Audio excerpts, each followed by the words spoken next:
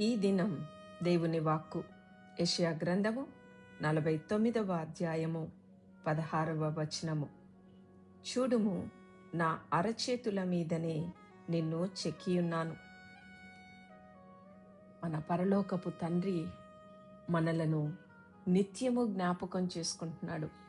ఆయన చేతుల్లో మనలను చెక్కియున్నాను అని చెబుతున్నాడు.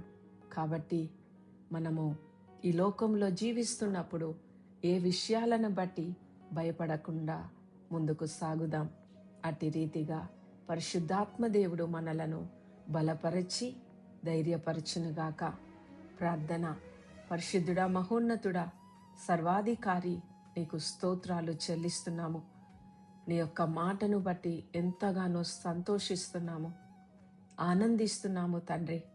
మమ్ములను నీవు నిత్యము జ్ఞాపకం ఉంచుకొనుటకు నీ అరచేతుల్లో చెక్కి ఉంచుకున్నందుకు నీకు స్తోత్రాలు, నీకు వందనాలు ప్రభా.